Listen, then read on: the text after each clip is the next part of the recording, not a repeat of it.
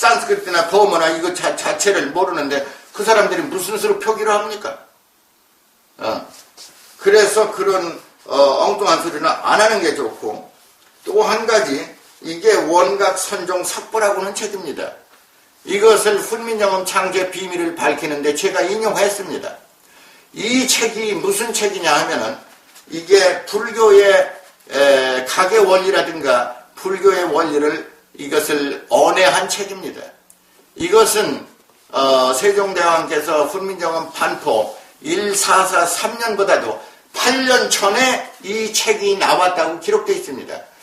이 말미에는 뭐라고 되어 있냐면 훈민정음 창제 이전 정통 이 3년에 천불사에서 기록된 정통 3년입니다. 정통 3년이면은 훈민정음 반포 8년 전입니다. 1435년입니다. 이때에 했던 정통 3년입니다.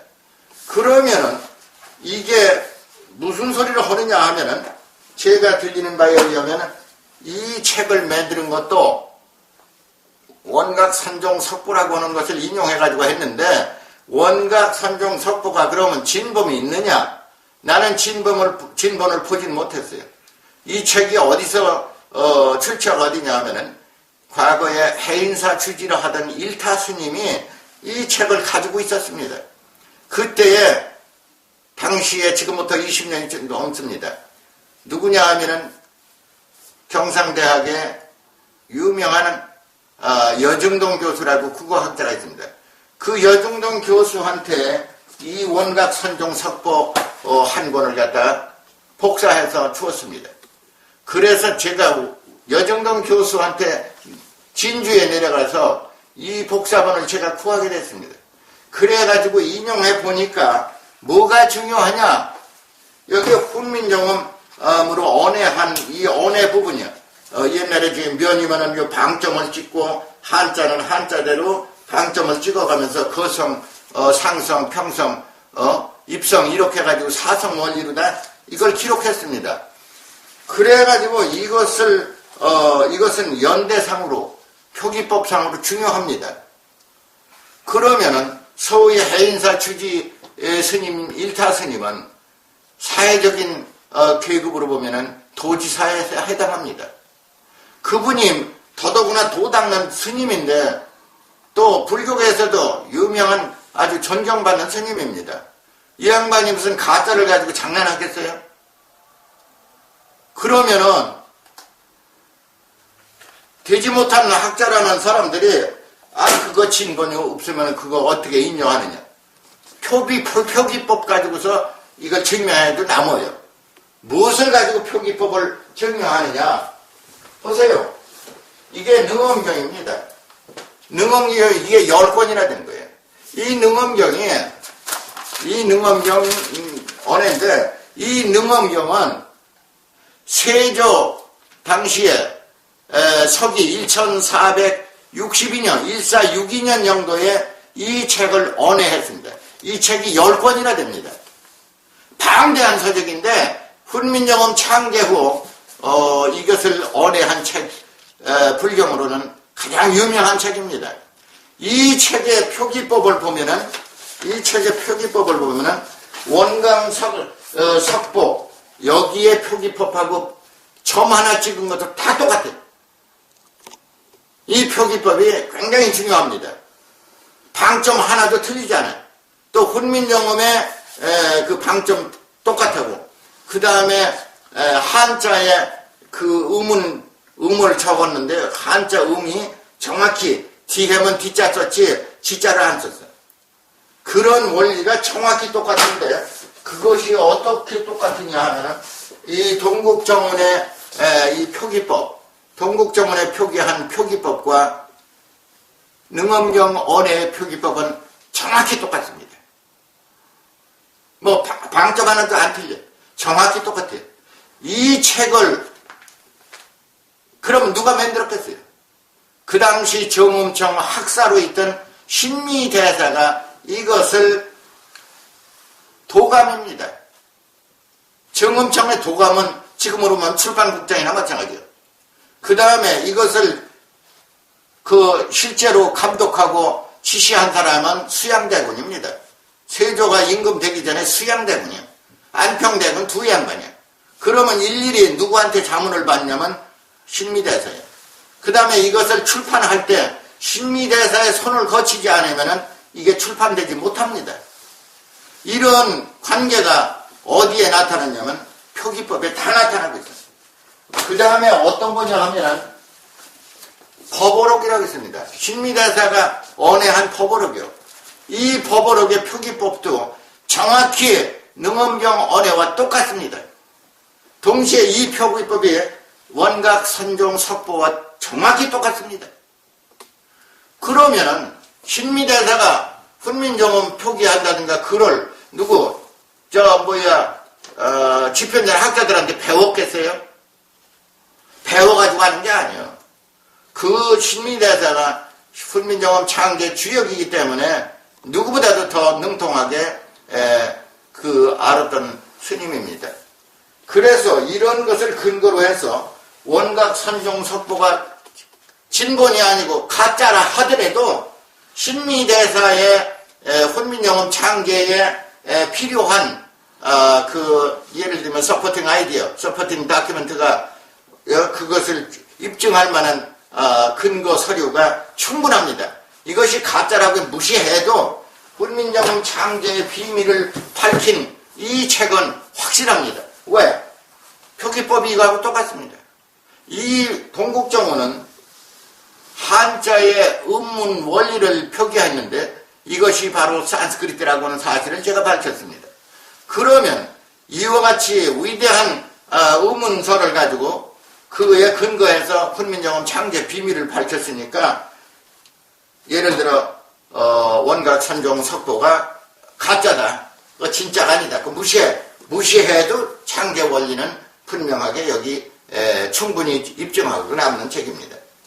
왜 이 말씀을 드리냐 하면은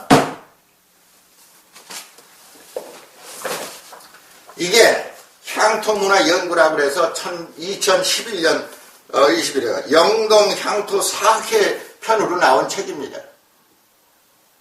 여기에 보면은 신미대사나 세종대왕을 완전히 모욕하는 글을 써놨습니다. 어떤 글이냐 하면은 세종이 신미대사를 중용했기보다는 신미가 세종을 이용한 것이 아닌가 싶기도 하다.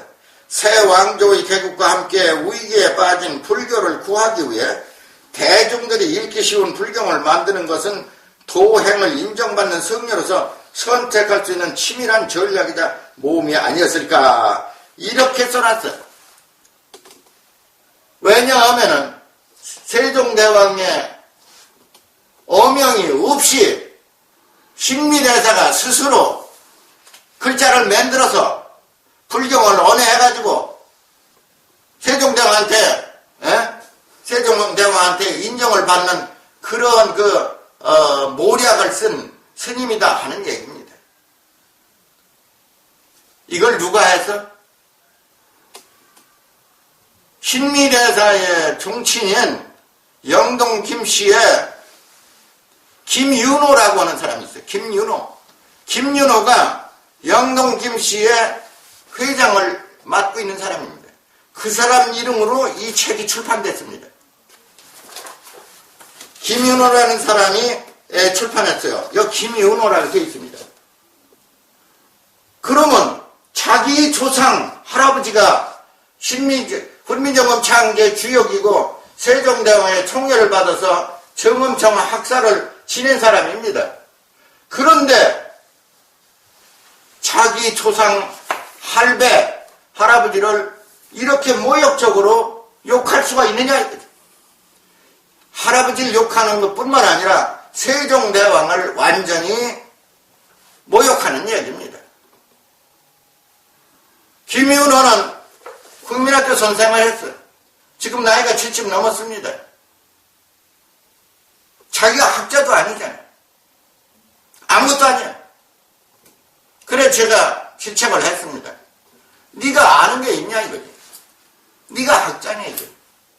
학자라 해도 평생을 해도 밝힐 수 없는 것을 밝혀가지고 자기 할애비에 즉 신미대사를 그 억울한 누명을 다 벗겨가지고 훈민정음 창제의 주역이라고 하는 사실까지 밝혀주었으면은 그것으로도 감지덕지지. 어찌 조상을 욕하느냐고. 뿐만 아니라 세종대왕을 모욕하는 이런 무지막지한 일이 어딨냐 이거지. 이 글을 쓴 사람은 소위 문인이라는 사람이야. 이런 사람이 있을 수가 있느냐고요. 세종이 신미대사를 중용한 게 아니라 신미대사가 세종을 이용한 것이 됐다. 새 왕조의 개국과 함께 위기에 빠진 불교를 구하기 위해 대중들이 읽기 쉬운 불경을 만드는 것은 도행을 인정받는 승려로서 선택할 수 있는 치밀한 전략이다, 모험이 아니었을까. 이게 말이라고 하느냐 이 말이지. 이런 엉터리 없는 소리를 하고 세종대왕의 훈민정음과 신미대사 훈민정음 창제 이 두 어른들을 거룩하신 분들을 갖다 세계에 선양해도 부족함이 없습니다. 이런 식으로 할 적에 동국정운은 통선의 뿌리라고 하는 이 엄청난 의문서입니다. 인류 역사상 유일무이한 최고의 의문서입니다. 이 의문서가 박살나는 거예요. 훈민정음 창제 비밀을 갖다가 모두가 다 멸시하고 인정하지 않고 모욕하게 되면은 동국정운 운서는 박살나는 겁니다. 이 무서운 사실을 모르고 함부로 언론의 자유니 문필의 자유니 해가지고 엉터리로 저렇게 써놓으면은 이 나라가 어떻게 되는 겁니까? 다른 나라 사람 보세요. 유태인들을 보세요. 자기 역사가 없으면 어서 하면은 그거 갖다가 미화해서라도 자기 역사를 만들고 자기 조상으로 만들어서 그 사람들이 자기 역사를 꾸며나가는데 우리는 오히려 있는 걸 다 박살내버려. 이런 미친 백성들이 어디 있습니까? 세상에. 그래서 이것이 너무 되지 못했기 때문에 말씀드리고 여기에 능엄경 언해의 원본입니다. 복산 영인본인데 이 영인본의 표기가 정통 표기입니다. 훈민정음 28자를 살리고 모든 것을 되돌리려면은 능엄경 언해의 표기법을 가지고 하지 아니하면은 글을 쓰지 못합니다. 그러니까 오늘날 시인이다 문인이다 하는 사람들이